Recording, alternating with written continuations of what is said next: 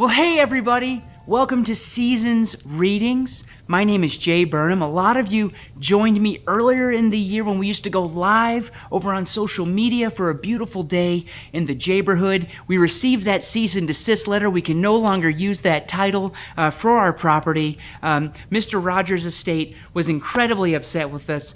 I'm only joking. We miss you, Mr. Rogers. But welcome to a very special Christmas holiday edition of Seasons Readings. And I know what you're thinking, Jay. Are we going to have our special guests? Delivery Dave, Airmail Aaron, Cowgirl Katie? But guys, it's Christmas time. Those folks are more busy than the elves themselves at the North Pole. Delivering packages, delivering presents maybe that we don't even want. So they won't be here, but I'm here, and we've got a special book today. Today we are starting a 46-part series, Pride and Prejudice, starting with we've nixed the Pride and Prejudice. What are we doing instead? What do we have? What is this? So instead, we'll be doing The Night Before Christmas. And I suppose this will be just as interesting as Pride and Prejudice. The classic edition. I don't know what that means. 'Twas the night before Christmas, when all through the house not a creature was stirring, not even a mouse. Sounds like those mouse traps Dad set up are working. The stockings were hung by the chimney with care, in hopes that St. Nicholas soon would be there. St. Nicholas is a fancy term for Santa Claus, who we're all waiting for this evening. Now that's why the mouse isn't stirring. They got the guard cat right there. The children were nestled all snug in their beds, while visions of sugar plums danced in their heads. Now a sugar plum is an old-timey treat like a surge.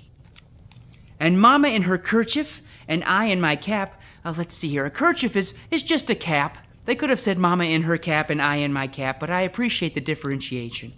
Had just settled down for a long winter's nap. That's what you and I call sleeping. When out on the lawn, there arose such a clatter or a loud noise. I sprang from the bed to see what was the matter, and we see here British actor John Cleese springing out of his bed, possibly to go find the Holy Grail. He says they've already got one. I told them we already got one. And now here we have an interesting design choice, because it looks like the main character has a framed picture of himself in his pajamas hanging in his own home. And that's a little something called narcissism, children. Now, Mr. J, of course, has these all throughout my home, but we won't. It's away to the window I flew like a flash, tore open the shutters, and threw up the sash. Now, he means opened the sash. He didn't vomit anything out, of course. The moon on the breast of the new fallen snow gave the luster of midday to objects below, like these two foxes. They should probably get somebody on the fox problem that they have in the neighborhood, honestly. They got foxes. When what to my wandering eyes should appear but a miniature sleigh and 8 tiny reindeer. Look at that. It looks like E.T. It looks like E.T. the extraterrestrial. Spielberg's 4th best film. With a little old driver so lively and quick, I knew in a moment it must be St. Nick. He's got very good vision for a time before glasses really were a thing. That means he doesn't suffer from something called astigmatism, kids, because he's got great vision at night. More rapid than eagles, his coursers they came, and he whistled and shouted and called them by name. Now Dasher, now Dancer, now Prancer and Vixen, on Comet, on Cupid, on Donder and Blitzen. Did you guys know that the name Donder had a D in it? To the top of the porch, to the top of the wall. Now dash away, dash away, dash away all. Santa sounds a lot like Gandalf. As dry leaves that before the wild hurricane fly, when they meet with an obstacle, mount to the sky. So up to the housetop the coursers they flew, with the sleigh full of toys, and St. Nicholas too. Love that Santa Claus is the secondary mention there, even though he is literally bringing the toys.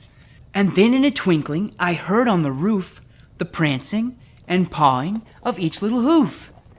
As I drew in my head and was turning around, Down the chimney St. Nicholas came with a bound. Now, kids, that's something called breaking and entering, and it's illegal in all 50 states. I don't know the rules in Alaska. So at least the 49. I would say the 48 contiguous, it doesn't matter.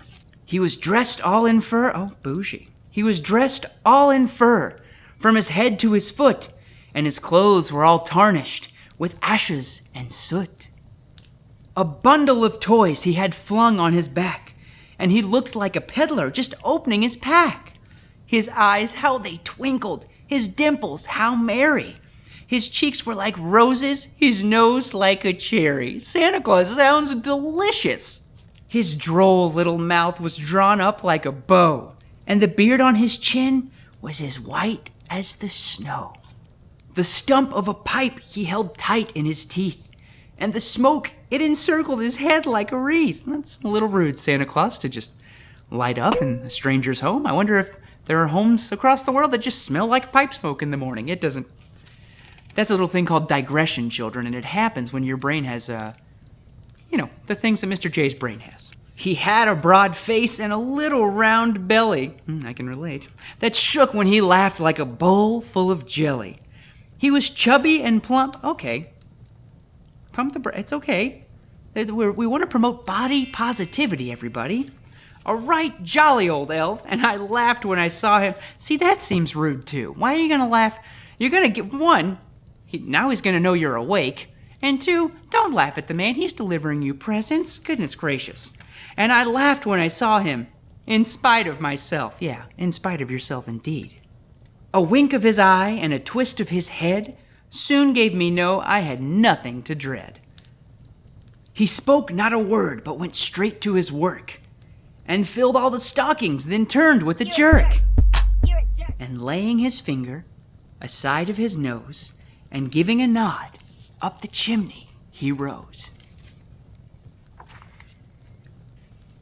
He sprang to his sleigh, to his team gave a whistle. He has been whistling pretty much the entire time. And away they all flew like the down of a thistle.